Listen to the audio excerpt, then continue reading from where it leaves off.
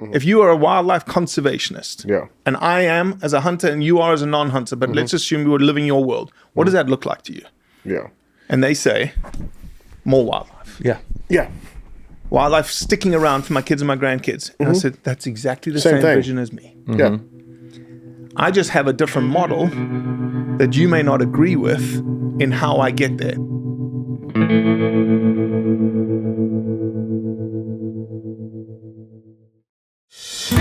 This podcast was brought to you by Outsider. Check us out at www.outsider.com. Outsider is an outdoor lifestyle brand owned and operated by me, retired Navy SEAL Sam Mackey, and my dear friend and former NFL quarterback Jay Cutler. At Outsider, we encourage everyone to get outside and enjoy all that life has to offer. Head over to outsider.com to check out our unique patent-pending drinkware. Outsider's drinkware can be customized with your personal or business logo. Go to outsider.com, upload your logo, and we will send you visual proofs and great wholesale pricing. And don't forget, get outside and enjoy all that life has to offer. All right, welcome back to the Take It Outside podcast, where we talk about all things outdoors and just getting outside where life happens. I'm your host, Sam Mackey, and as always, I have my co-host, Mackey and Jay Cutler. Today's guest is Dr. Robbie Kröger, a restoration ecologist who grew up in South Africa and now calls Tennessee home. After more than 2 decades in environmental science, he founded Blood Origins to explore why people hunt and to show how hunting and conservation are linked. Through the story he tells, he connects hunters and non-hunters and champions the sustainable use of wildlife. Robbie, welcome to the show, my man. Yeah, thanks, Sam. Yes, sir. I feel like I know you and I know you over the last 2 weeks of climbing in and gently punching people in the nose online. It's sort of like our character. People like say to me, like, how do you've got way too much patience. And interestingly, patience was not a virtue of mine. Like patience is my weakest character. Yeah. And now, unbelievably, I have all the patience in the world when it comes to just educating people online, especially when they're spewing. It's hard to venom. do that. It's hard to do. Yeah. So Jay posted that picture of the large sable, not a giant sable. The a large, critically endangered giant sable? No, Yeah. a large sable. And of course immediately got tons of negative backlash, and then you chimed in. So I just want to say thank you on the behalf of Outsider, on the behalf of Jay, and on the behalf of all hunters. I really appreciate it. Yeah. You know, And that's my job, right? Yeah. That's why we built now the Origins Foundation. Used to be Blood Origins, and we changed our name almost a week ago to really fit the broader mission, which is we want to reach more people, we want to talk to more people, we want to engage more people. And the name reflects that opportunity to engage. And we're not afraid to jump in the fight. I think we're probably the only nonprofit, if you look at your posts, comments on any other post, this whole blondie, wangy situation, there's really only been one voice, and that's ours, that's willing to step into the arena or put our head above the parapet and send bullets and get bullets taken. But that's my job. Yeah. And I love it. I love educating people. We educate them in a very gentlemanly, very respectful manner. And often than not, sort of people say, well, number one, how do you do it? Why do you do it? You're not going to change that person's mind. Sure. And you're absolutely right. Yep. For the most part, you're not going to change that person's mind. Yep. But why we do what we do is for the culture that we have, which is quite a voyeuristic culture. Your mind will be blown, and you probably already know, of the people that are actually watching you. Yeah. And they'll secretly DM you. You're like, oh, you've been watching me. And so we comment in a way, in a fashion, to educate people so that they're taking in information. They look at the comment, they go, wow, that guy makes sense. That's pretty logical, what he just said. And so the 50,000 people, 100,000 people that just watched me interact with this individual, number one, wow, I didn't realize a hunter could be that way. Yep. I didn't know that a hunter could be that respectful. And two, I planted a couple of seeds, maybe 10,000 seeds, maybe 100,000 seeds of doubt or of changing that person's perception of what Jay just did, or what we just did, or our community, does when it comes to wildlife conservation and what hunting actually means on the ground. Why do you think more organizations aren't doing what you're doing and stepping into the arena? It's a tough job. Like, I honestly have a 24/7, 365-day job because social media never is asleep. And if I go to sleep, Africa's about to wake up. Yep. Australia has been awake. Yep. New Zealand has been awake. And so when I wake up in the morning, there's two types of people in this world. There's those that have red dots on their phone. Like, to me, I'm stressing out because there's a few red dots here.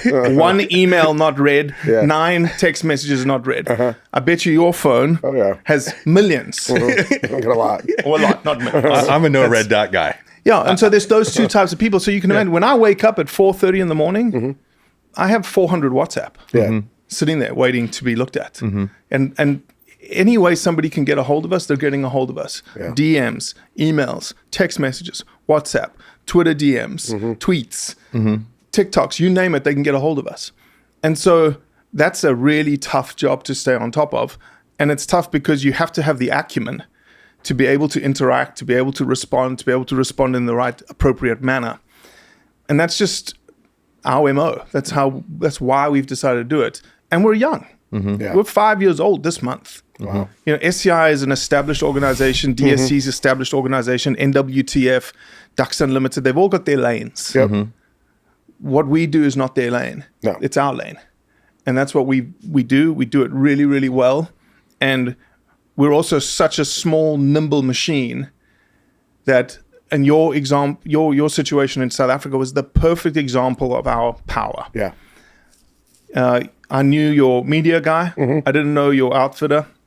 Media guy reached out and said, hey, can you say something? Absolutely. That was at like 4:00 on an afternoon. We built all the content. We started commenting on your post. And then within 18 hours, we had created the post. We had ginned up the post. We had pushed the post out, and we had pushed all the content out.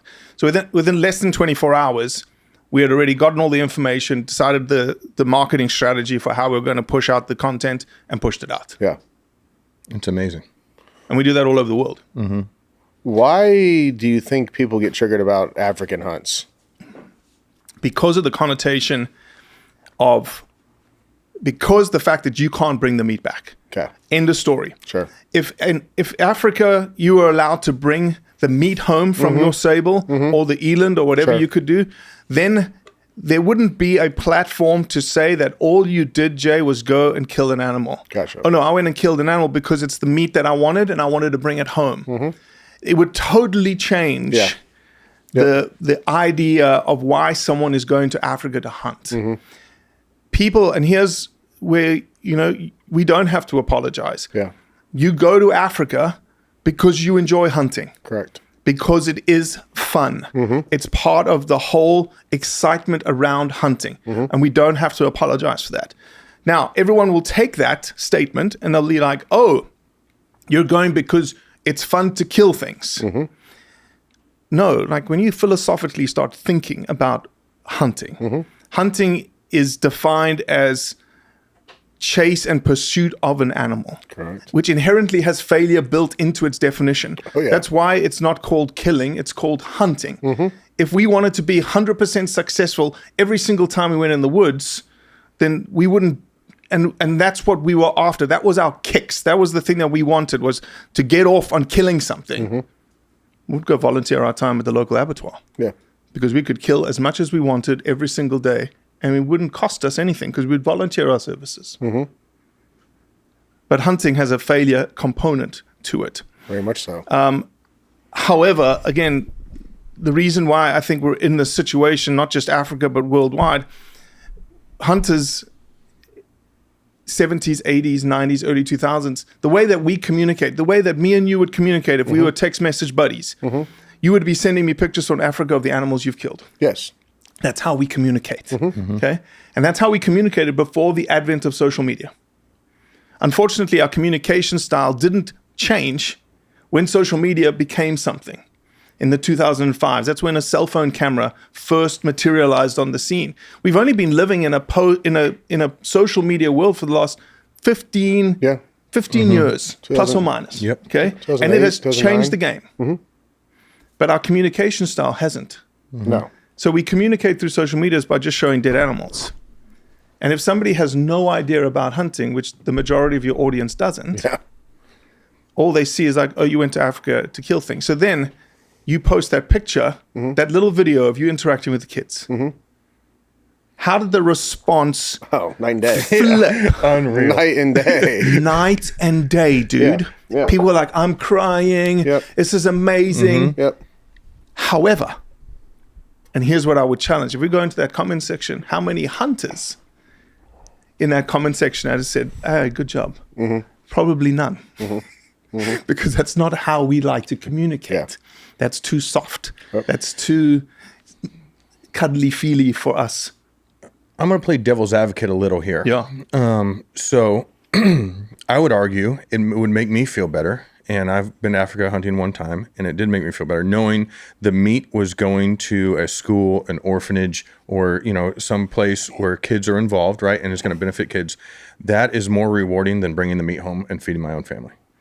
If you've never done it, though, like if you're not used to that system, then you wouldn't understand the reward. But when you go to Africa, you understand the reward. Like you see, when you interact with those people and you see how happy they are, Absolutely. It's a mind bend. It's a game changer, 1,000%. And do you think there's not many hunters in the last video that Jay posted at the orphanages because they know that part of the story already? No, I think the hunters viewing Jay's post about the kids were voyeuristic and looked at it and went, wow, I didn't know that. But they didn't comment to say, oh, wow, I didn't know about that. That's an amazing part of hunting that I didn't know about.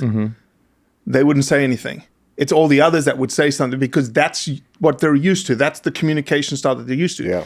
The hunters are the ones that commented on the dead animal post and said, oh, great post, great, great trophy, great animal, because they knew that. They understood that. The people who didn't understand were the ones saying negative things about it.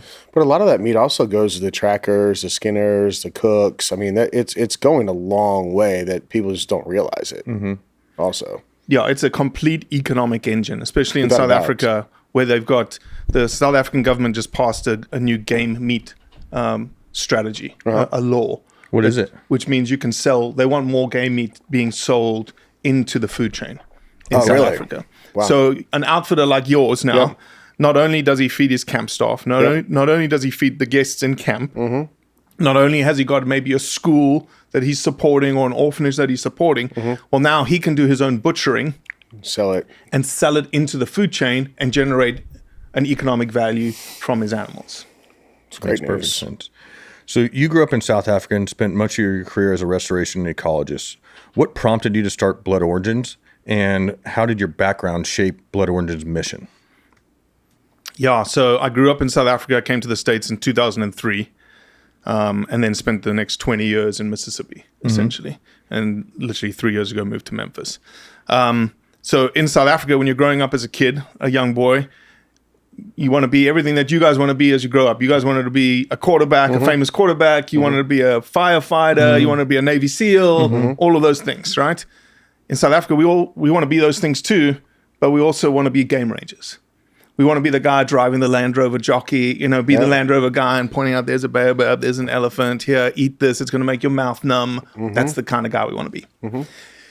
And so I did that all. And so I did all the studies, I did all of that work. And so if you had asked me then during my career as becoming an ecologist, like, what did you think about hunting? I couldn't have told you. I wasn't involved in it. I didn't know about it. It wasn't in my face. Nobody talked about it. It wasn't germane to the conservation world that I was living in.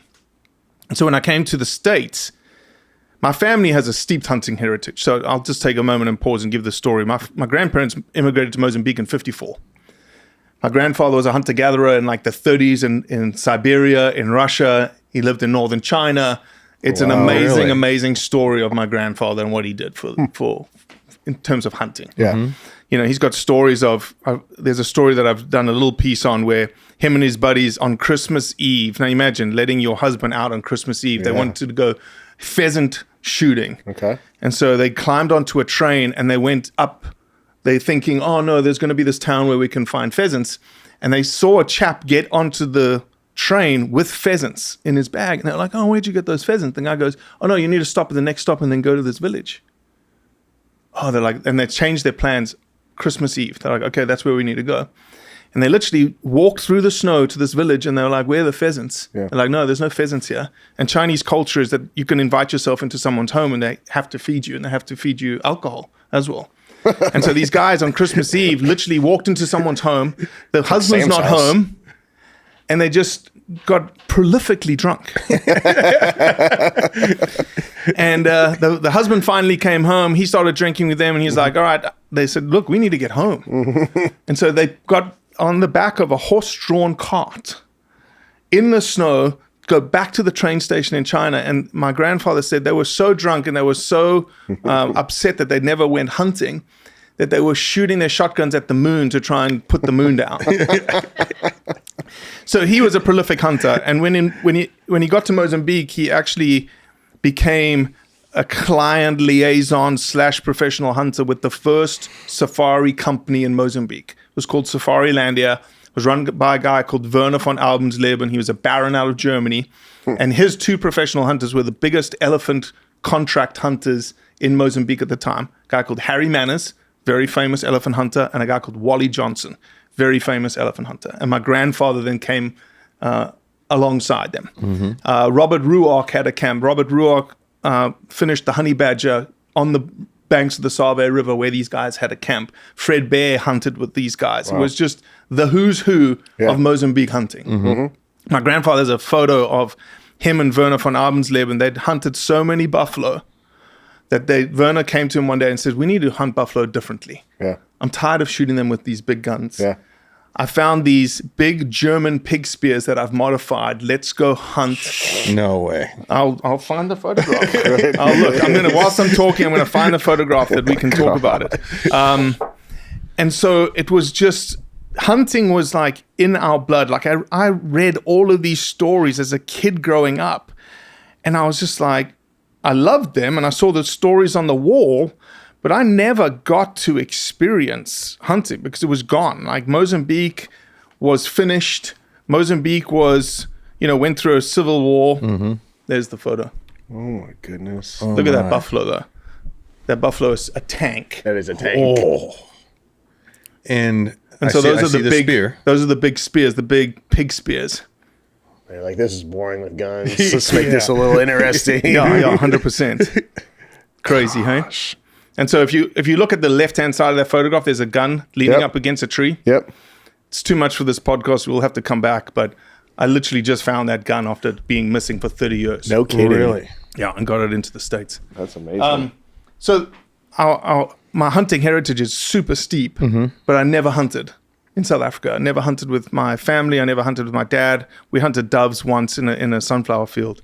But it's only when I came to Mississippi and I met 6'4", 260-pound redneck, and he was like, "You like to hunt?" There's a lot of those. I don't know. And he was like, "Well, get your education." I got my hunter's education, and then once I had it, he said, "All right, we're going to go hunting today." And I was like, "All right, what does that mean?" And I went to Walmart and I got my mossy oak camo bibs, and he gave me a lawn chair and he put it under a cedar tree, and I sat down and he goes, "If something walks by, shoot it." And that was literally the start of my hunting career. Sounds like Mississippi. Exactly. It sounds like the Southeast. And so, yeah, just, as you go through your hunting journey, I'm 26 at the time, you go through all of those sort of stages of evolution of being a hunter. You want to hunt a lot. You want to kill a lot. It's quantity, then it's quality, and then it's more morphs into the conservation benefit side of things. And I got married, had 2 boys, 13, and the littlest one is 12 today. And I wanted to introduce them to things that I didn't have, which was hunting. I never got it. So I was like, man, I want to do this. And so as I started thinking and learning about hunting more and more and more, I very quickly realized that I was like, man, why is nobody talking about why they hunt? Sure. Because I needed to know. Yeah. Like I knew sort of why I was hunting, but I really didn't. And then I had these 2 little boys that were asking me like, what are we doing? And I was like, biologically, I could explain, okay, we're trapping this raccoon because we want better turkeys and we want better quail. But beyond that, it was just like, I was exploring new territory. So I was looking for that. And that's how we started. Like Blood Origins started purely in the communication world of, I wanted to explain Jay's heart. Sure.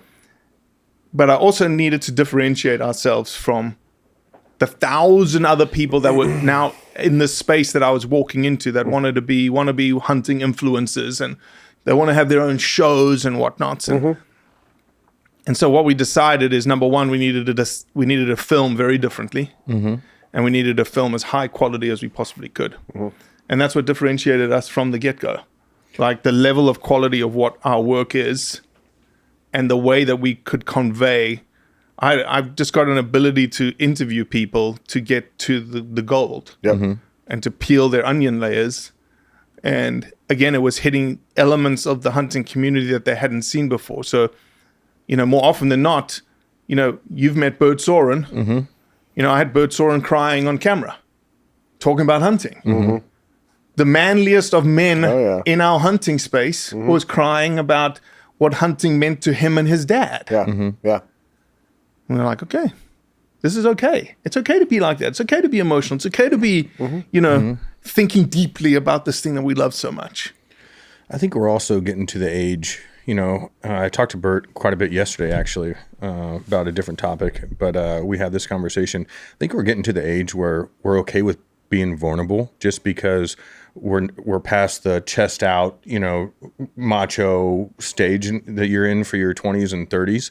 And especially, with Bert's circumstance, where, recently lost his father, I can see how that's a very emotional connection and topic for him.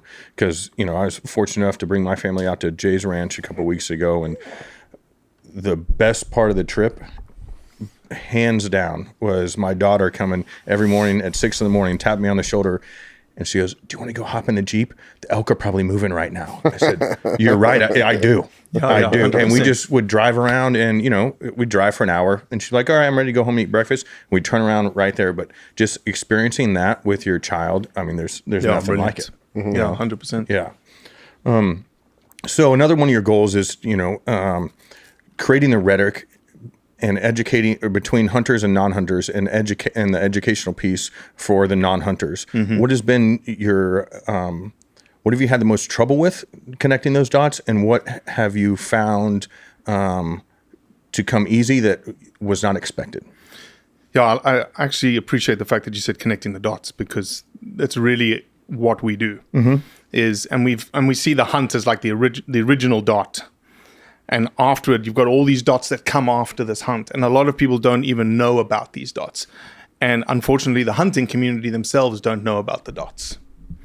And so it's a matter of, you almost have to educate the hunting community. We had to educate the hunting community first, at the same time as we were educating the non-hunting community.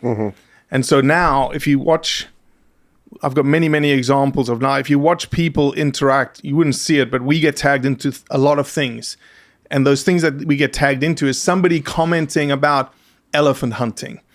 And their comment has information in it that is ours. That not ours, but that we've put out.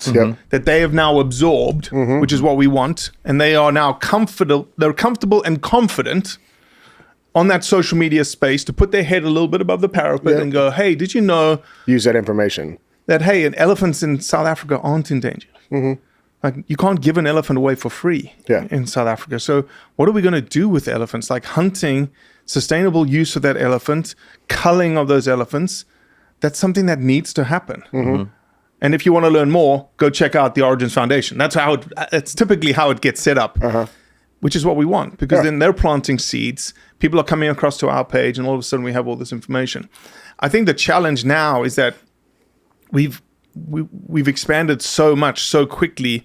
There's so many topics that we've got to get our fingers into. It's just a matter of like this constant push of content, this constant push of educating people. And we're learning as we go too. Like I don't know all of the elephant population information of Africa.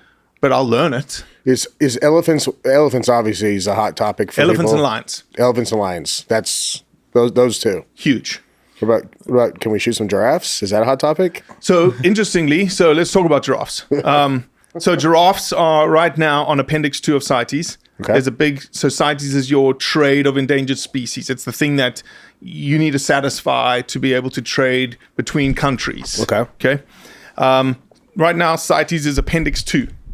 So when it's an Appendix 2 animal, you don't need an import permit from the country receiving. You need an export permit from the country, or either or, one of those two. Okay. Yep. However, there was a big push about a year and a half ago to uplist giraffe into Appendix 1. And there was a huge uproar from us, which was, why? Like, what are you guys doing here? And the reason the Fish and Wildlife Service wanted to do that is because of quote unquote similarities between the Western giraffe, which is super endangered, i.e., but there's no hunting. And then you got 4 other species. You got a northern giraffe, you got a Maasai giraffe, you got a reticulated giraffe, and you got a southern giraffe. Those 3 species are actually doing pretty good now. Not as great as the southern giraffe. The southern giraffe has a population of like 68,000. Yeah, I saw a lot of giraffes. And they're prolific Yeah. on people's properties. And again, it's the same situation. The only problem is, again, it's all charismatic species. If an impala, increased its population to the point where you needed to cull it, nobody's going to have an issue. No one's going to care. They have an issue with giraffes. And I think the reason they have issues with giraffe is just when, again, it comes down to the photo. The photo of a giraffe is just a tough photo. Oh, yeah. It's not a golden wildebeest. It's not a gemsbok. It's just a giraffe. The other thing that is difficult, that we have a challenge when it comes to giraffes is CITES counts every piece of a giraffe as an exported giraffe item. Okay. We're trying to figure out how to weigh that CITES counts it as just one giraffe. So they're skewing the numbers and cooking the books, essentially. So the anti-hunters will say the reason we need to uplist giraffes to Appendix 1 is because 20,000 giraffes have been exported. No. 400 got exported. But it was the skin. It was the 25 bones that people are using for scrimshaw stuff. All of those things. Wow. Zebra. Does that come up at all for you guys, or I just saw a post. Disassociate that there was from a horse? There was a lady, and the only reason the post has gone viral is because of what she said. Like there was a video of her with the giraffe, not giraffe, the zebra, and it wouldn't have been anything. But I can't remember exactly what she said in the video.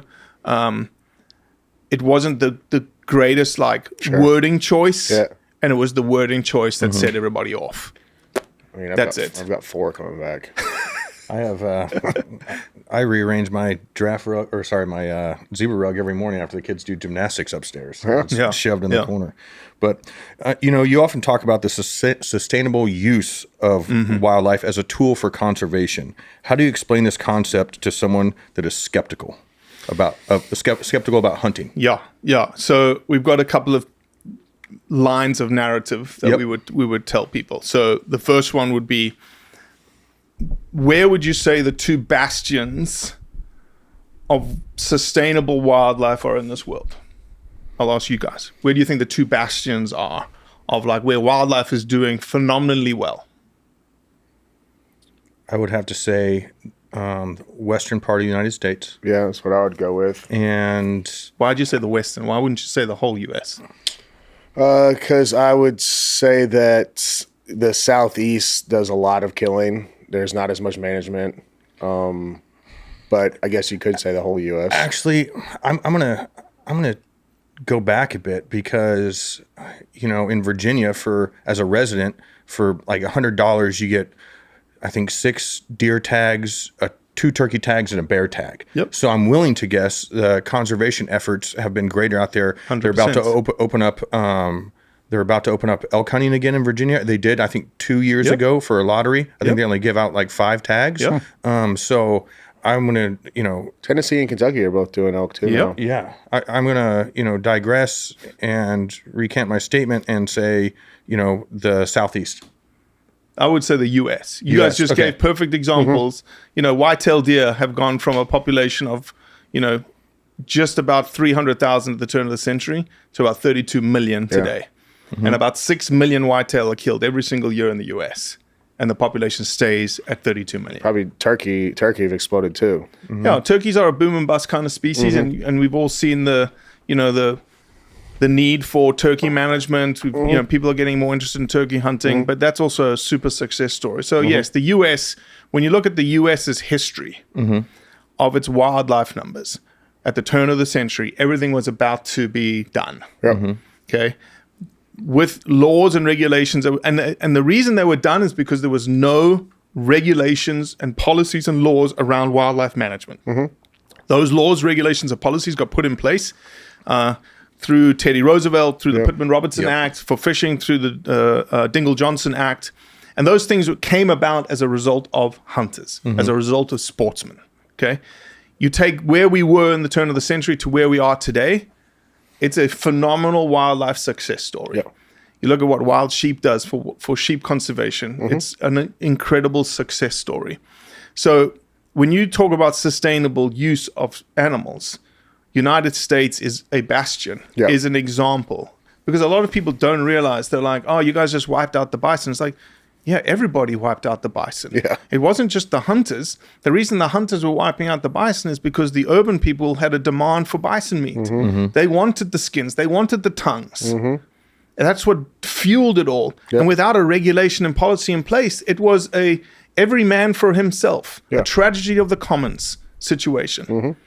So there is a very simple narrative to explain to somebody how wildlife can proliferate and be sustained now because of a mechanism of sustainable use. If there was no sustainable use of wildlife, of whitetails, we would have a massive problem. Okay.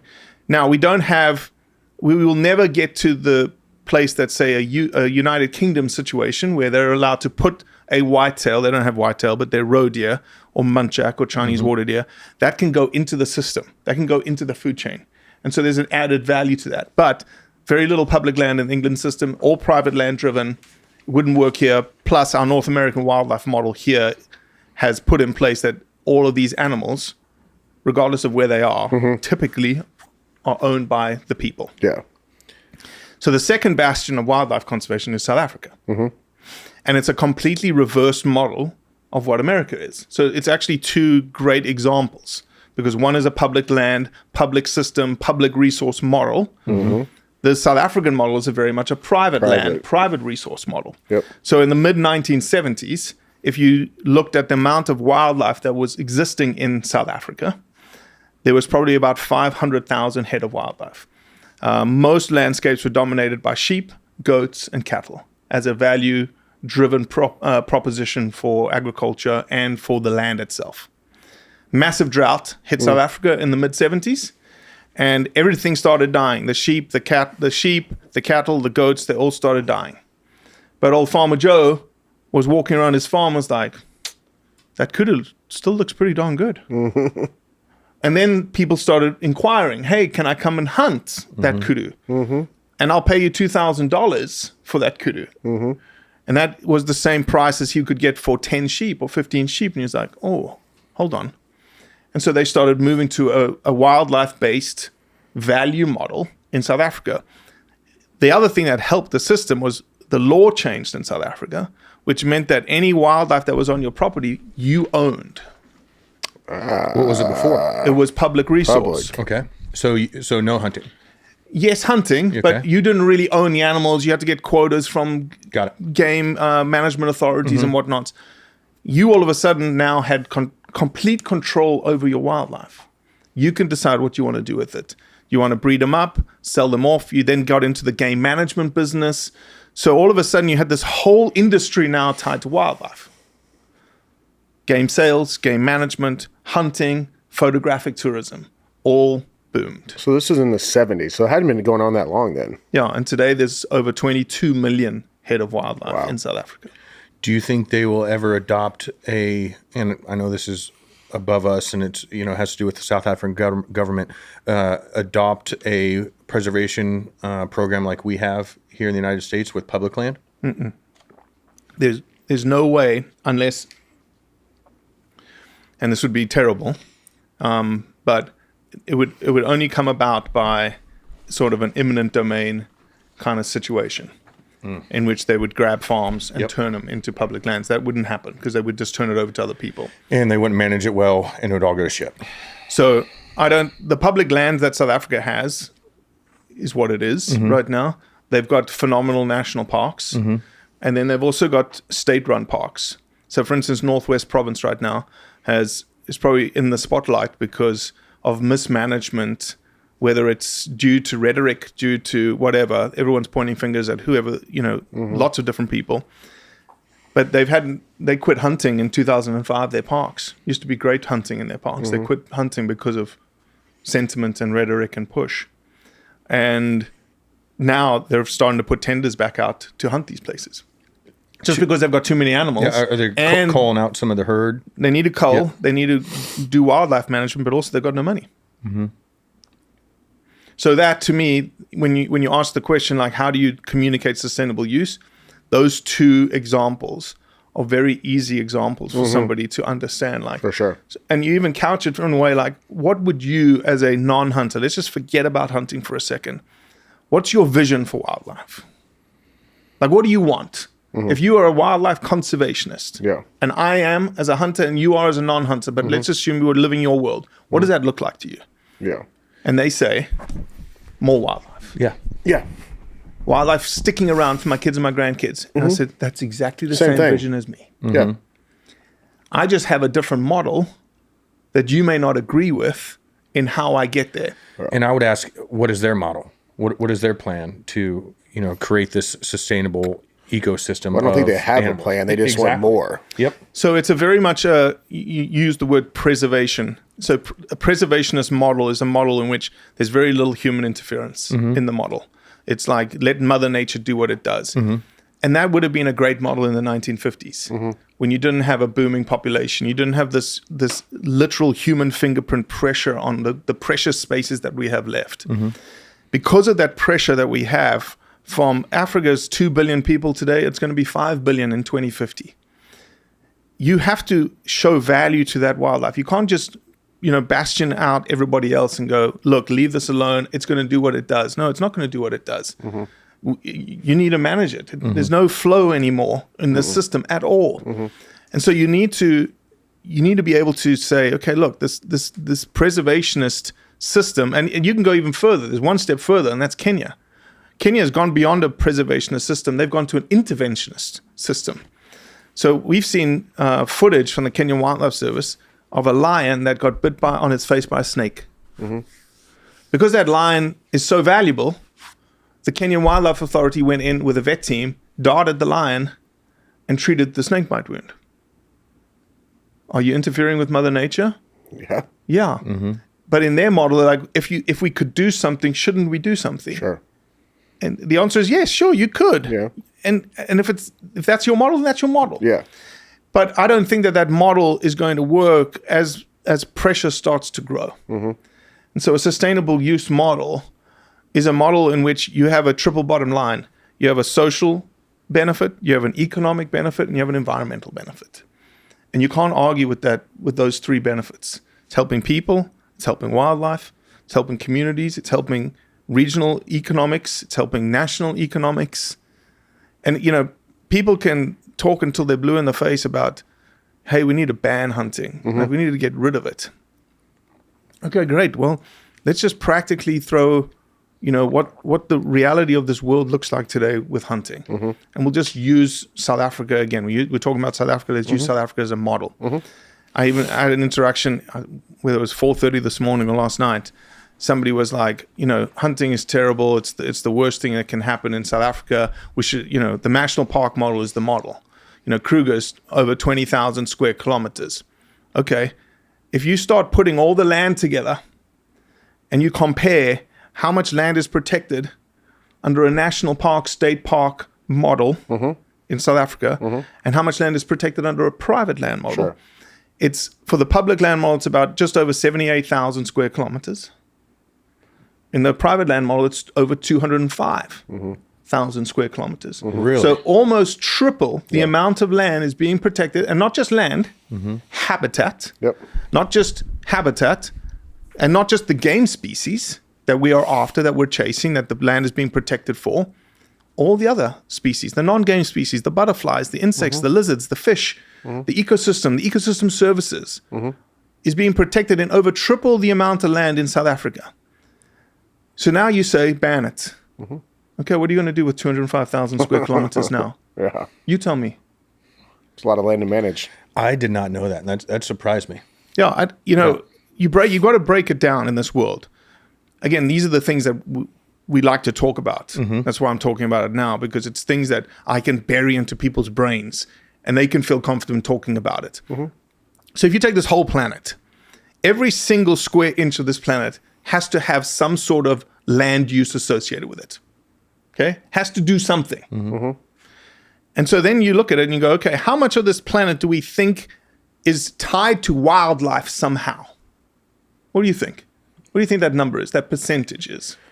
I'd say, it depends on the year. So, if, but because I used to say, I would say if this was out of 100%, it's 70 damn years near, ago. it's damn near 100. Yeah. No.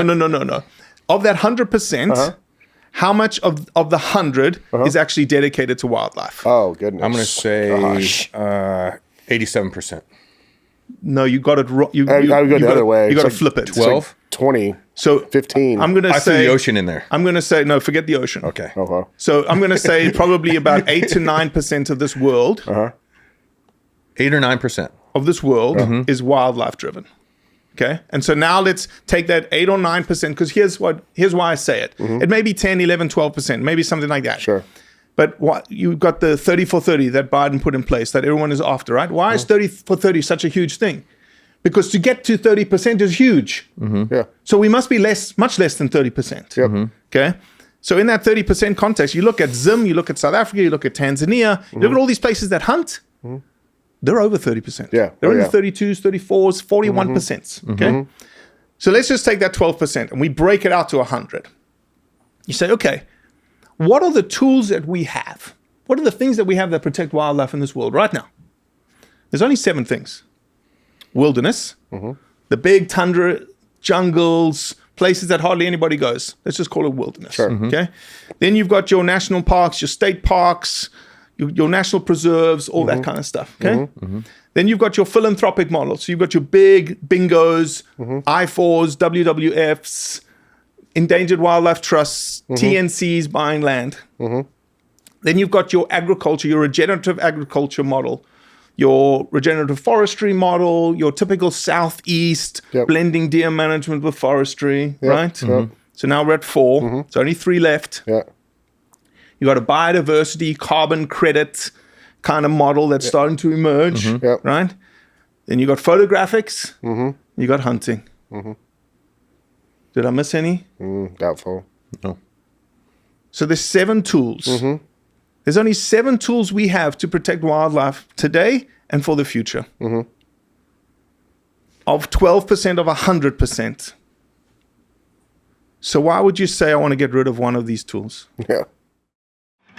This episode is brought to you by Alpin Optics. If you spend time in the outdoors, whether you're hunting, hiking, bird watching, or just taking in the view, good optics could make all the difference. Alpin builds binoculars and scopes that are clear, dependable, and made to handle real use in the field. Their image stabilizing binoculars are a favorite of mine. Even if you're glassing offhand or on the move, the view stays steady and sharp. It makes long sessions easier on your eyes and helps you watch things you'd otherwise miss. Whether you're spotting game or you just want to see the world a little clearer, Alpin's gear is built to bring the outdoors into focus. Check them out at alpinoptics.com. Whether you're trekking in the backcountry, bird hunting, or just chasing squirrels in the backyard, your dog needs fuel that can keep up with the adventure. And that's where Montana Dog Food comes in. Born in the heart of Big Sky Country, this isn't just dog food. It's adventure-grade nutrition.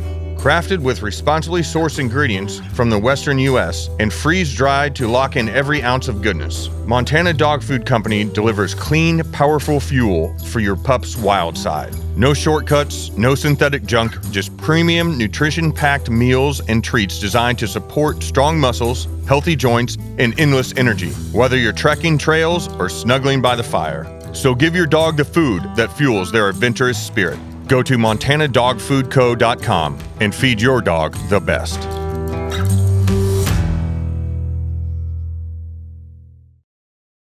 It's very interesting when you break down the numbers like that. And of course, this is, what people don't understand, including myself. I did not know this, right? And I'm a hunter, which, I'd like to talk about, multiple different things coming up. I'd like to talk about pHs and poaching and landowners and how all that is connected. Sure. And, but then I would, but first I want to start with, why people hunt. And everyone has their own reasons, and it could be connected to, your father, your kids, or your connection with nature itself. But that just gave me another reason why. Like I feel better about, being a hunter.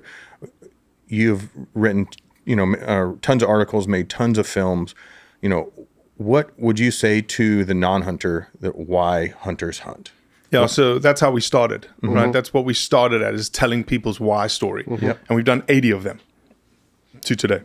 Is there a common theme? I'm sure there's... No? But of the 80, not one said because I like to kill shit. Yeah. Shocker. Yeah. Okay? Yeah. In the moment, when pushed, nobody's going to hunt just because they like to kill shit. It's part of the process. Hunting is hunting because we have a purpose to go take something's life. It's serious, okay? It's not willy-nilly. And in the moment, people will say, just kill things. Okay, but how much did you practice before you got to that moment? How many animals did you pass up? How many shot opportunities did you say, no, I'm not going to take because of the lack of confidence in that shot? And everyone's going to say, oh, lots. Well, if it's oh, lots, then you must value what you're about to do. Sure. It's not just willy-nilly, otherwise you'd just be throwing lead. Yep. Okay, you don't do that. But hunting is different from hiking because of the chance of taking a life of an animal. Sure. So people's whys are all over the board. Right, people's whys are, from people in a military background, are because it gives me a piece that I can't find anywhere else. I'll give you a great story. In April this year, and I love turkey hunting. I've become I'm disease afflicted. Okay, good for you. So if you have turkey places, I want to come turkey hunt. I've got a ton of turkeys for you. So I'm afflicted, and I've gotten to the point where I feel like I'm a confident caller. And just, it is what it is. So I went to Colorado, and we were doing this film on a veteran organization called 10 Click Outdoors.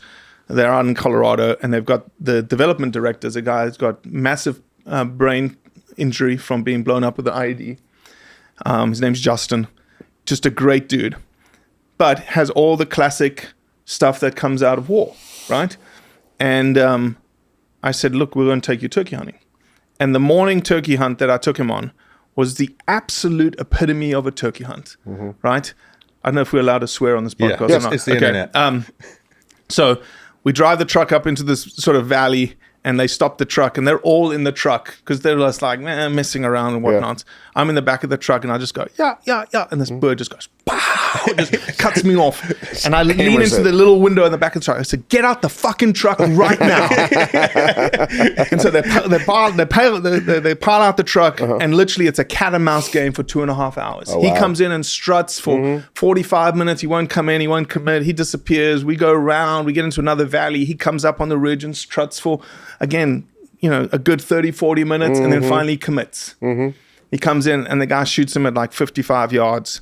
And I stopped him where I thought that's as close as he's getting. And I stopped him in his tracks, and he shot it. And he's so new.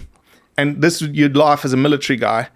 I'm yelling, go get the bird, go get the bird.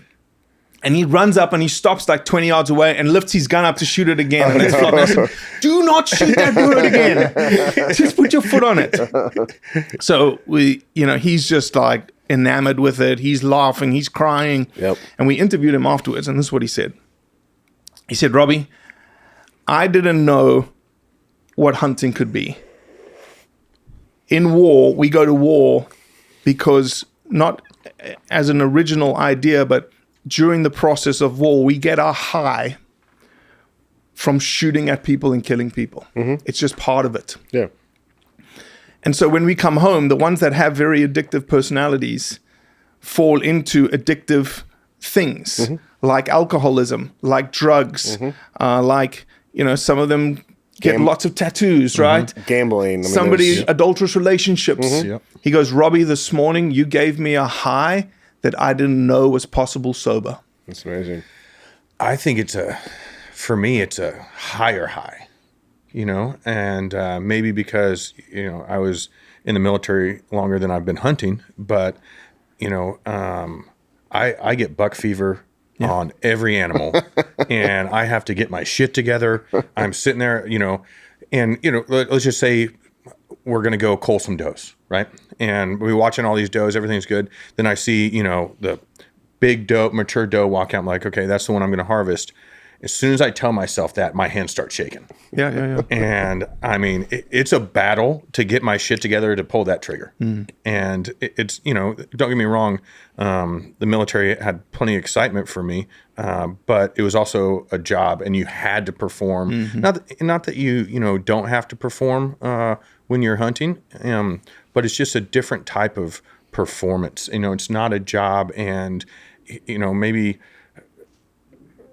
for me, it's the whole environment. And then when I see that animal, I get more excited than I do almost with anything else. And now I've had the ability to do it with my daughter. We were in Montana and saw a big old badger right around where all the cows are at.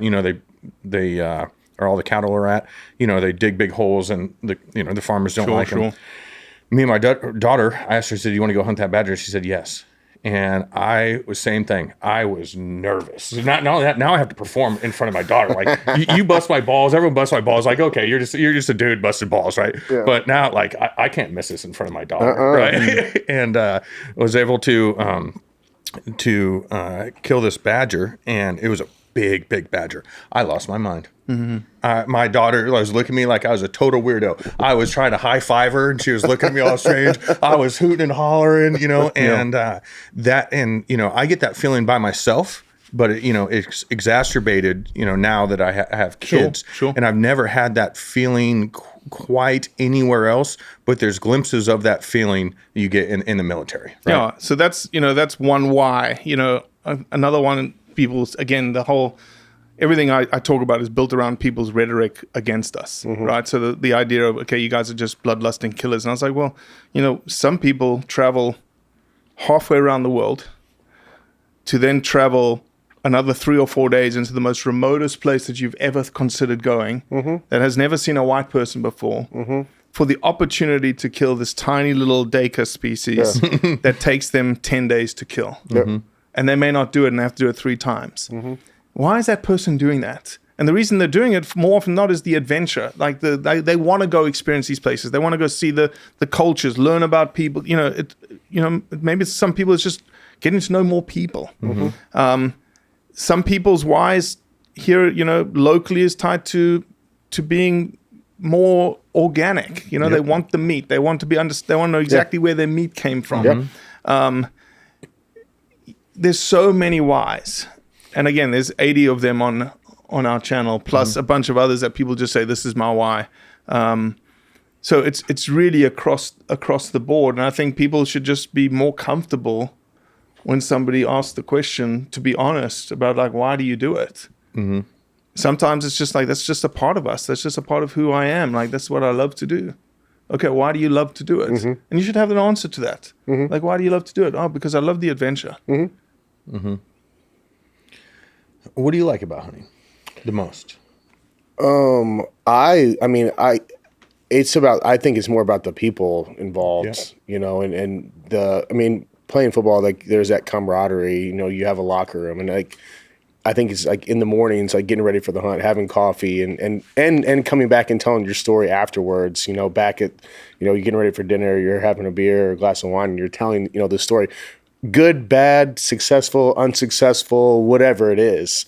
But you're sitting around the campfire or whatever, and everyone's kind of telling the story of the day and how it went. And like, I think that is a big why for me. I think.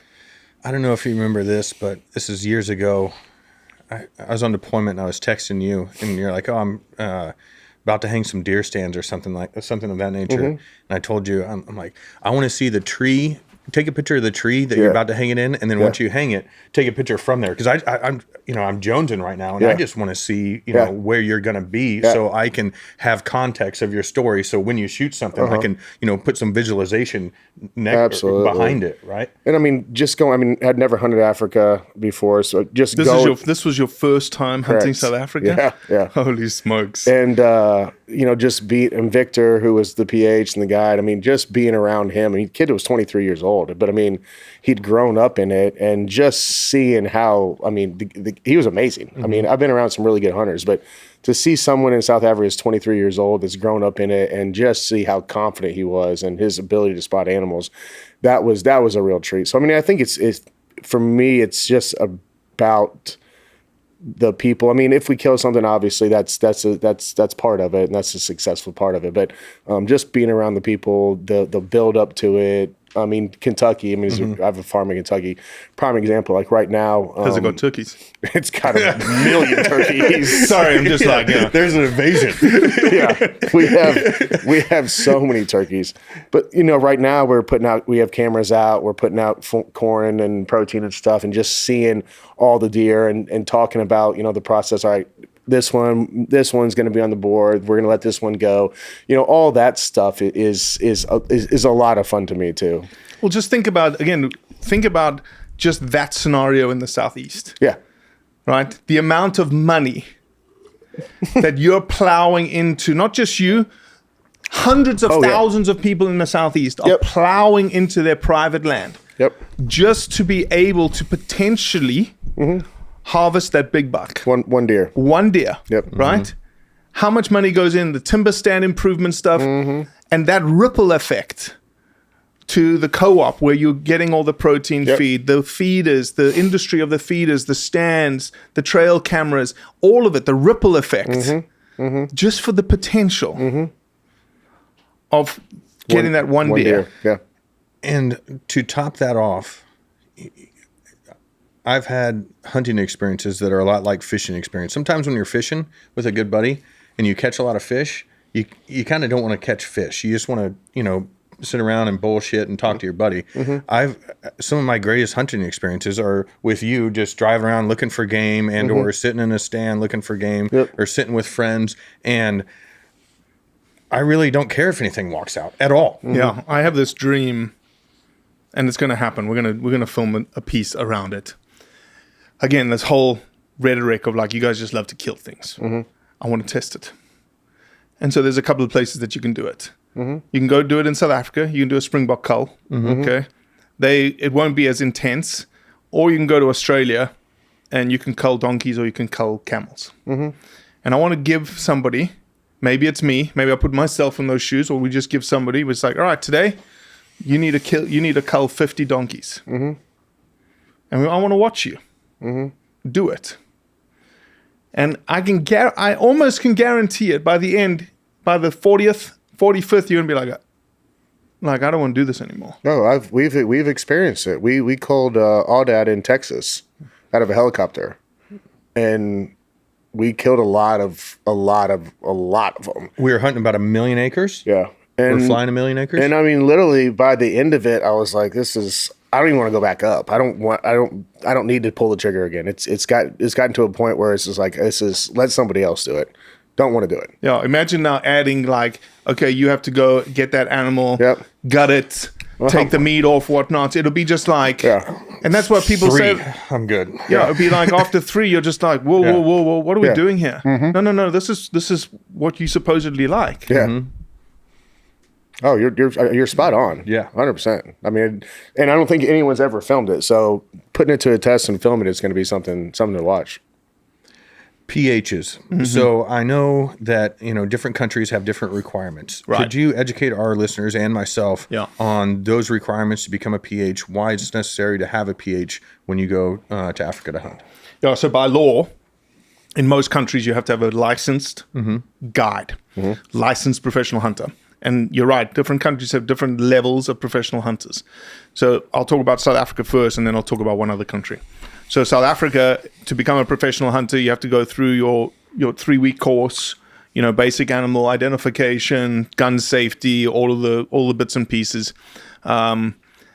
You are then licensed by province, i.e. by state. And so you have to do different tests for different provinces. So if you're licensed in the East, you're hunting in the Eastern Cape, right? Yep. Licensed in the Eastern Cape, that's the only place you're licensed in.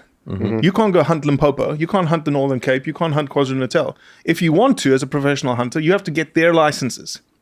So there's rigor to it. It also means you also come out of the 3 weeks not being able to hunt dangerous game, only plains game. Yep. And so then there's requirements to be filled from an apprentice perspective and a professional hunter perspective to be then able to be eligible to write your professional hunter's exam for big game, your big five, your dangerous animals. Okay. So that's the South African system. By law, then the professional hunter has to sign off on your animals. There's a pH ledger registering your animals, because those animals then get reported up to DFFE, which is the Department of Fisheries, Forestry and Environment in South Africa. Then collates all the data, and every year we get a summation how many animals got killed by province by province. Yeah. The gold star standard of professional hunters and guides, and there's the reason I'm saying and guides, is Zimbabwe. Okay. Zimbabwe has an association called the Zimbabwe Professional Guides Association, ZPGA. And what will happen is they'll have an entry-level course of a written exam to come in to become a professional hunter and guide. They run the same track. So a guide is somebody who's taking people on photographic safaris, Land Rovers, walking safaris, that kind of stuff. They're the same person. They have the same qualifications, professional hunter and guide in Zimbabwe. There'll be 400 people that take that entry exam.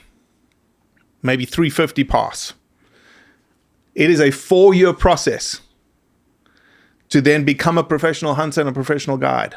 And at the end, there's only like 8 left. Goodness. Really? Okay.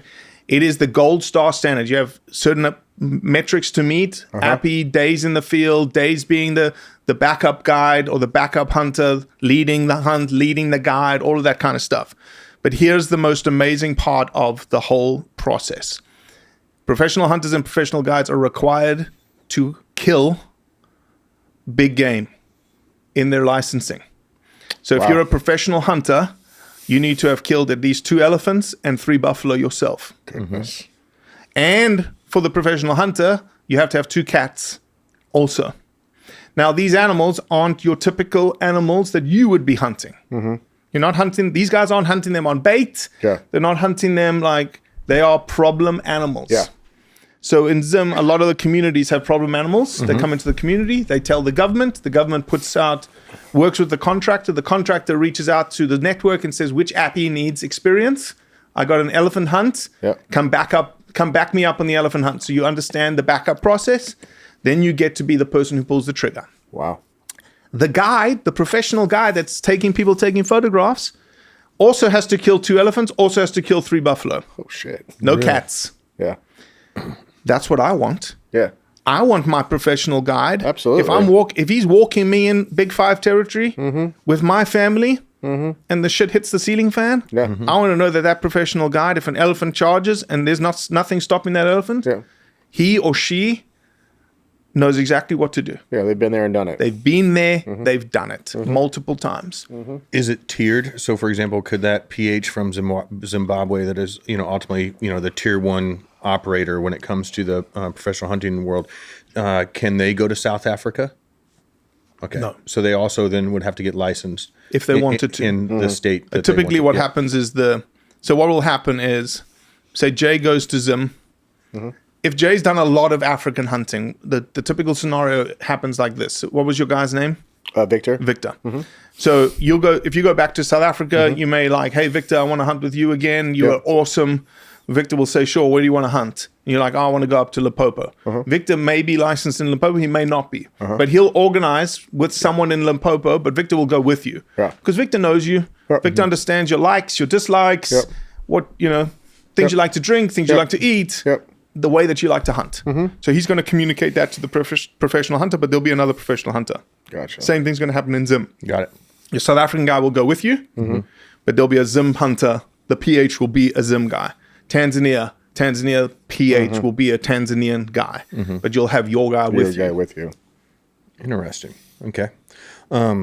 Now, I'd like to get into poaching, right? Because all these private landowners, have to protect their land, and the way that I see that they protect it is they have a hunting outfit. The hunter comes, that pays to harvest an animal. In turn, that creates enough revenue for them to hire security to protect their private ranch. What happens for someone that is just starting that doesn't, have that level of security or something of that nature? Have you seen that issue? And or how prevalent is poaching in South Africa? It's prevalent. It's prevalent all throughout Africa. And I'll start by saying this because I want to make sure that we're very cognizant that there are a lot of people in Africa that have nothing. Correct. Okay. And you're never, and I think I heard Jay saying this, you can't disparage somebody, and you guys you would do the same thing. I would do the same thing. If my family's hungry and I need to go get food, For sure. and that means going to snare a buck or two for my family to feed, to be fed, I'm going to do it. Yeah. And I have no problems with that situation. Yep. However, the line is crossed when somebody's doing that to then sell the meat to make a profit. So now they're profiteering off wildlife. And so depending on where you are in South Africa, poaching levels will be somewhat too intense. We have people who have left, places, I'm not going to name names, and places in South Africa that they literally cut the fences and 50 of them came in with 400 dogs and literally ran the game out of the reserve or just decimated the game. Really? So there's levels to it. But yeah, everybody has anti-poaching, and everyone needs to, they're securing their wildlife so that it can prosper. If it wasn't secured, again, it's the private land model, right? You own it. When you put the fence up, the wildlife is yours. Same with community land, right? That community land, that wildlife is the community's. And the community is not going to allow for poaching because they see the value in that game. And so you've got poaching for meat. You've got poaching for the pot. You've got illegal bushmeat poaching. And then you've got a level above that, which is, rhino poaching. And so when you've got property, I don't know if the property that you were on had rhinos on it or not. Coles does. Yeah. Yeah. And so those properties, the amount of money that's being invested in anti-poaching, thermals, cameras, road cameras, it's quite unbelievable. And you've got to think, like, how are you affording that? Like, how are these guys affording it? The only way they're affording it is because of the value that is associated with the wildlife that somebody comes to hunt or to photograph. Like that's where the value comes. Nobody else is bringing value to that animal. No. And so when somebody comes to hunt a rhino, an old rhino that's not doing anything that's supposed to be doing, and they're paying $85,000. That's huge. Yeah. And that's, again, in the world that we live in, people will say, well, how can you kill to conserve? That makes no sense. And yes, it makes no sense. Paradoxically, it's counter to itself. You're killing something and conserving at the same time. Okay, let's again simply break it down for somebody. That was one of the main questions in all the comments. How are you conserving by killing? Let's break it down. In a population, what gender and age class in a population would you think you could take that would increase a population? Would it be the young? No. Would it be the females? No. They're the reproductive engine of that population. Would it be the breeding males, the young breeding males? Nope. No. What about the old, cantankerous males that aren't doing, they may breed every so often, but they're not really a part of the system anymore? Yeah. That's who you go after. Yes. Because this triplet, they're the ones breeding. They're the ones generating an increase in your population. This take is like a 1% take. Okay? And they're going to, they're going to die, unfortunately, at some point, just of old age. It's going to be brutal. Yes. So I'm not saying you're doing them a favor, but at some point they're going to perish. Yeah, they're going, Mother Nature has no rights. Mother Nature has no morals. She's a violent, cruel bitch. Yep. And that's what Mother Nature is. People, wild dogs eat prey alive. Yep. You know, most old animals die of starvation because they have no teeth left. Yeah. Or disease takes them out. It's not a peaceful go lie under the tree kind of death. No. And so, again, the whole ethics behind, again, you probably have, what you're doing is so unethical. Okay, ethics is something that's very subjective. Like, you have your ethics based on your opinion and your morals. Your ethics are different than Sam's. Both your ethics are different from mine. Sure. And they'll change in within the scenario that you're in. Correct. And so all we can point to from an ethics perspective is how you attempt to humanely dispatch that animal. Correct. I.e. the ethics of pain associated with death. And so you can speak to all the practice that you do, all the money you invest in practice, the fact that you don't take shots that you think are questionable. You try and get as close to the animal as you possibly can. All those things speak to you trying to be as quote unquote ethical as possible. Correct. In taking that life of that animal.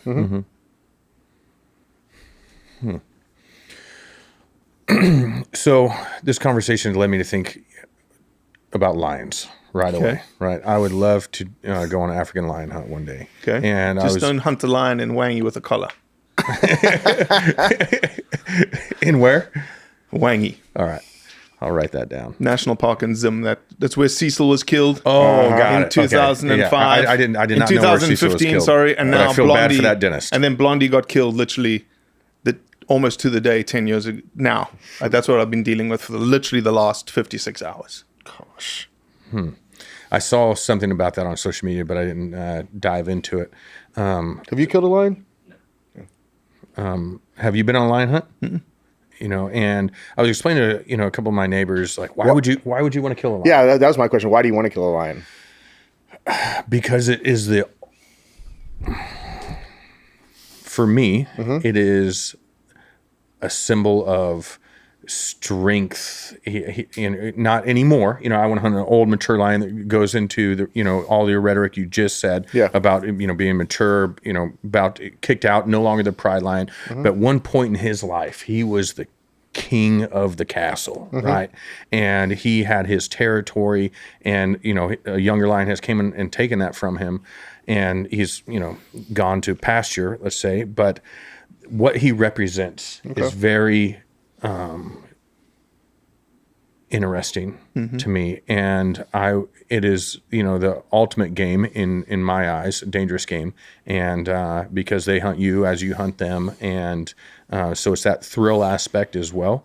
But more than anything, what the lion represents, and I would love to have that lion in my house and be able to cherish it for the rest of my life, tell my kids about it, have them tell all their friends about that story and about that lion. That's why I want to kill him.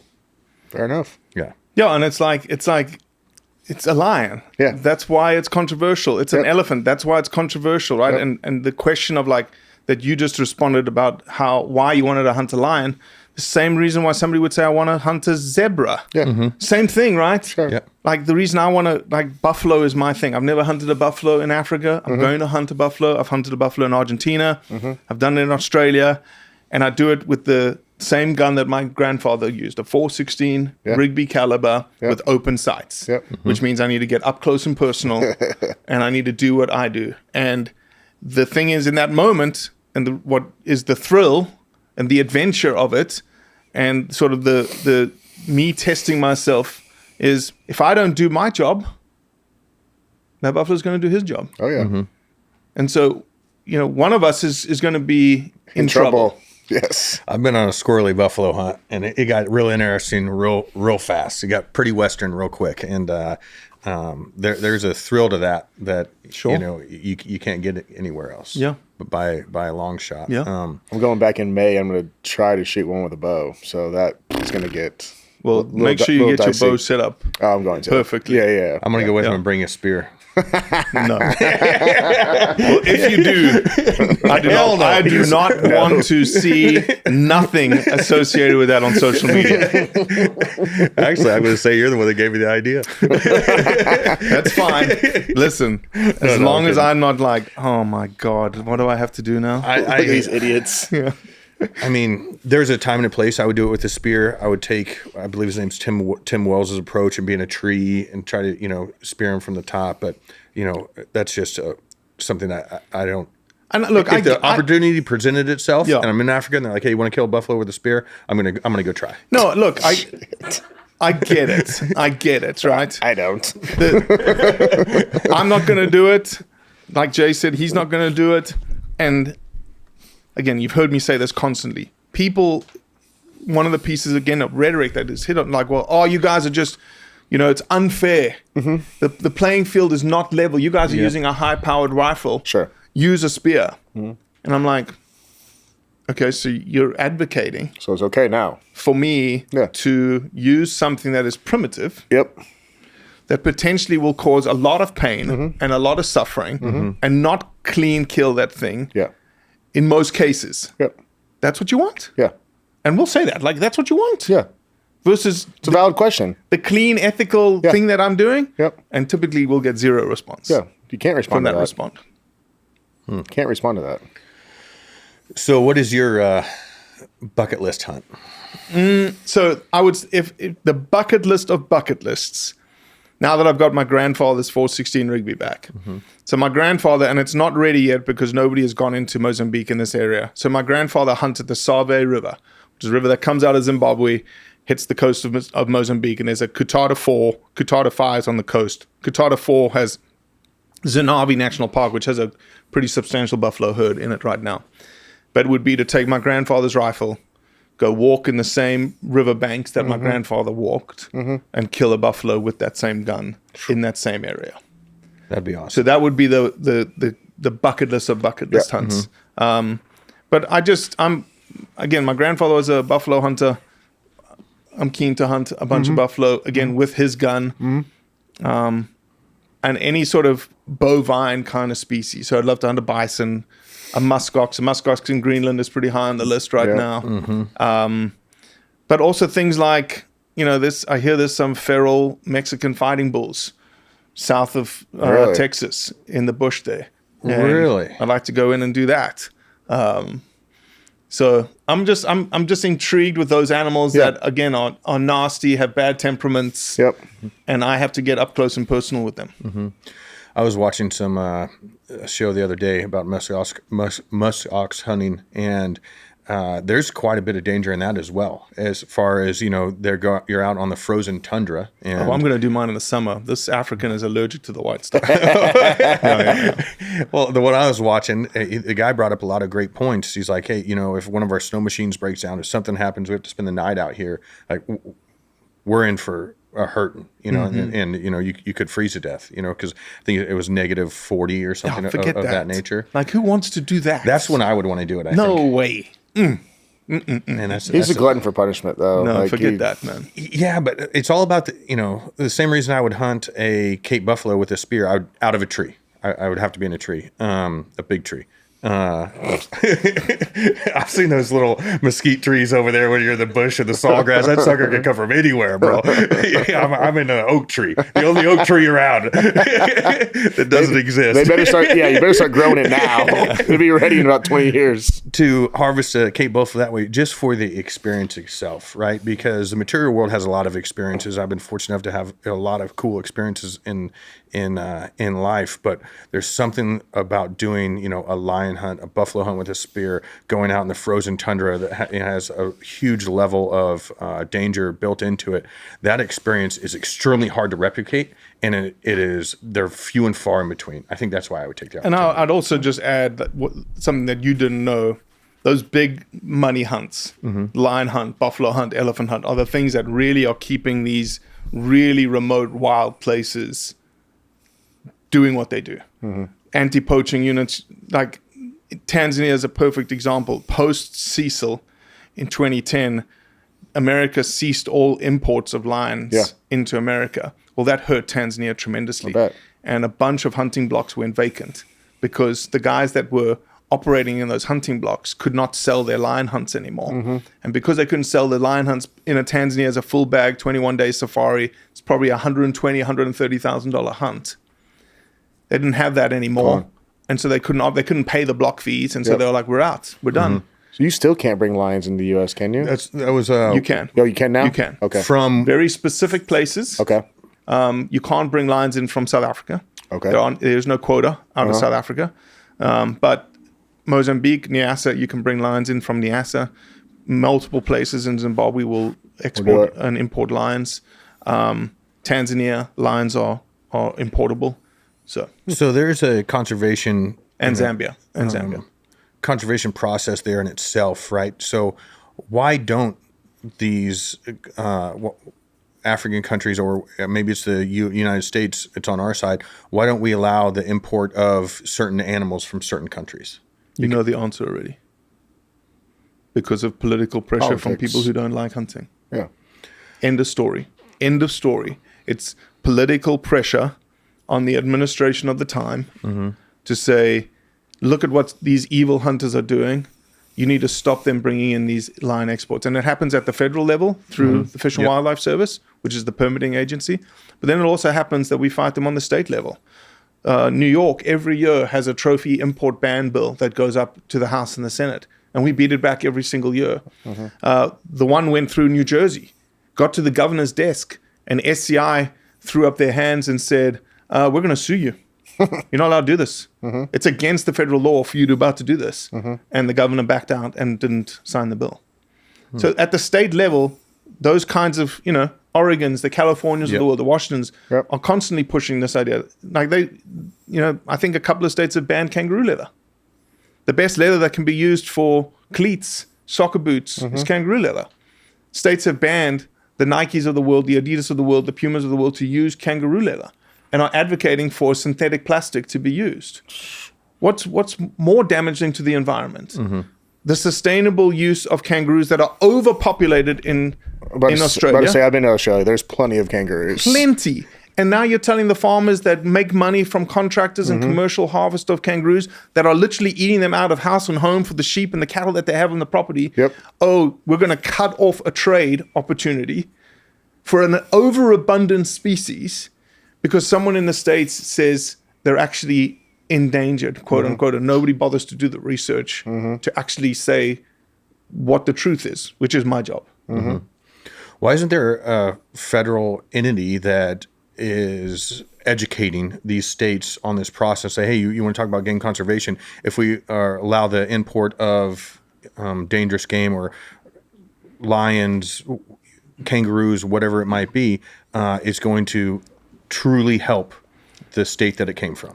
That the federal government has got too much on its plate for a federal entity to do that work. So that work then lands on an SCI, a Dallas, Origins Foundation, and other organizations working politically behind the scenes to say, hey, Senator, the ranking member of the Natural Resources Committee, what's his name, out of Arkansas, doesn't matter. Hey, would you like to come to Africa? Can I take your chief of staff with me? Let me show him what I know. I'm not going to mention the name. I just had a really good conversation with a gun company. They got out of a certain gun, and I said to them, why did you get out of that? And they're like, oh, because of pressure that we received, because we don't know what was happening. And I said, if you decide to start thinking about that gun again, they asked me, like, what would you say if we did it? And I said, first and foremost, come with me. Let me show you the reality on the ground. Yeah. And you see it for yourself versus somebody whispering in your ear sweet nothings that are false. So they stopped the production of a weapon system and the caliber there within because that weapon system was primarily used to hunt overseas for dangerous game. Potentially was getting in the hands of poachers and stuff. Oh, got it. Okay. So, yeah. But no, I think that's the key. Is like, it's just this whole, this whole podcast has been, literally about education. Yeah. Right? It's educating. You guys have said, "Oh man, I didn't know." That's every day, all day long, from the basic Joe that lives down the street to anti-hunting organization that doesn't want to listen, but we're pumping in our education rhetoric into their social media platforms to influence their community, to the highest of politicians, all around the world. Like I just did a podcast with one of the coolest guys that I know. He's the only hunting and fishing minister in the world in New Zealand. They just created a position that is the Minister for Hunting and Fishing. Really? I was like, man, we need that in the States. Could you imagine whoever that job would be? Like above Fish and Wildlife Service, between Fish and Wildlife Service and DOI, you have your Minister of Hunting and Fishing. Yeah. Be amazing. And his job is to push forward this piece of legislation called a HOSI, which is the herd of special interest, to protect these herds of animals that are classified as feral and invasive because it's New Zealand. Yep. All mammals are invasive. And to protect them for use. Sure. And so, that's it really. It's all about education. That's very, very interesting. I wish we had that here in the States. Well, you do. That's why I live here. Touche, Robbie. Touche. What have I done for an hour and a half, Sam? All right. So what's next for the Origins Foundation? Any stories, everything, man. Initiatives, that you're excited about? Yeah, we're involved in literally. We got our fingers in so many pies. Our cheetah project is unbelievable. Okay. We just moved we just did the biggest cheetah relocation project in the world. Oh, wow. From South Africa to Mozambique. Okay. And it's full of risk. It's full of unexpected turns and wrenches. Like my cheetah guy on the ground in South Africa committed suicide a week before we moved the cheetahs. Oh, my. Like things like you don't even you couldn't even imagine wrenches getting thrown in. This last cheetah move that I was involved with in June, one of our male cheetahs literally just did not like the sedative. So you have to move cheetahs awake. You don't move them asleep. And you have to move them in crates. Lions, you move open, not in crates, but asleep. Cheetahs are awake. They're sedated, but they're awake. And this male cheetah just decided he wanted to kill himself at 10,000 feet in a caravan. And he literally was ramming himself so hard up against the sides of his crate that the caravan was doing this at 10,000 feet. So the anxiety levels in that caravan of like cheetah well-being, our well-being, everything. But we didn't lose him. The vet did an amazing job. We actually had fans on board that were personal people's fans that we opened up the thing and cooled him off. We've lost one cheetah out of 17, which is remarkable for a relocation that, the first relocation of 12 cheetahs, instead of them flying, 2 hours, landing, clearing customs, and then flying an hour, that they got a late rain shower and shut the runway down. So they had to convoy 8 vehicles into camp, which should have taken 12 hours, took 26 hours. Jeez. So these cheetahs were in crates for almost 52 hours from receipt of their bomas to the receipt of the new bomas. But it's a cheetah range expansion project. So these cheetah now are roaming. Like we've got a coalition of 3 males that have done 285 kilometers in 37 days. Wow. And are in Mana Pools National Park in Zim. And it's the first time they've had a trackable cheetah in Mana Pools National Park ever. And we were responsible for it. That's amazing. And we've got one of our females that has just entered Mana Pools literally this morning. I got an update this morning. And that's the risk. Like we've invested almost $250,000 into this cheetah project, protecting a specific part of Mozambique, but there's no fence. Yeah. And these cheetahs are literally have come from properties that have fencing. So if they hit the fence, they turn around. Well, these guys are just roaming 300 kilometers, 160 miles. Jeez. Okay. And so the females are the most important for us. So we go fetch the cheetahs and bring them back home and let them rewild, or we just let them expand their range. Like that's the whole point of this project. And that's what we're doing. And nobody's done it before. Nobody's taken on the risk to say, okay, they're in areas that we have no control over. We can't protect them from poaching. We can't protect them from snaring. We can't protect them from the communities. We can't do anything. But there's this amazing corridor to the west of where we released our cheetahs that is like 10 million hectares of Dandy, Cherezi, Sapi, Rifa, Mana pools, Chihuahuas on the other side. I think I've got that all correct. But of all of that, only there's one national park, and then Nakasanya is above it. Sapi is photographic. Mana pools is national park. Everything else is hunting concessions. Oh boy. So it's just this amazing habitat that's now in place because of hunting, and we're just putting a cheetah, re-establishing a cheetah population. So we got that project. We're going to get heavily involved in the rhino horn trade through a content series in the next 18 to 24 months, because the 50-year anniversary of rhino horn ban is coming up in 2027. We've got a cool documentary dropping in April next year called Saving Bambi. So the original piece of content that was against hunting Bambi in Europe, all across Europe, from France to Belgium to Switzerland to Austria to Germany to Sweden, from the middle of May to the middle of June, hunting organizations go out into the fields with thermal drones. Every morning, a farmer will say, I'm cutting hay in this field tomorrow. If you look at European forests, there's no understory to European forests. And so when a baby roe deer is born, the mum takes him into the field, into the hay field, and says, stay put, don't move for anything. That's why they get run over by these hay cutting tractors, because they were told, don't move. And so they get mutilated. They get their legs chopped out from underneath, and it's horrible, horrible, horrible death. And so you've got these hunting organizations that work with farmers all across Europe to go pick up these little baby roe deer, put them off to the side. The farmer cuts the field, put the deer back, and they save thousands. That's crazy. And so we have that story. And it's a story, again, nobody knows about. No one knew that. No one knows that. Okay, so we're going to tell that story. Yeah, we've got a lot. Like I sometimes like pinch myself because I'm like, oh, I forgot about that story. Oh, we got that story too. Oh, I forgot that one. Yeah, we got a lot happening. Well, it's great. What you're doing is absolutely amazing. Thank you. So appreciate you for making the drive out here from Memphis. Beautiful Memphis. Beautiful Memphis. Don't be jealous. Educating us and our listeners, man. Thank you so much. You're welcome. Really appreciate it.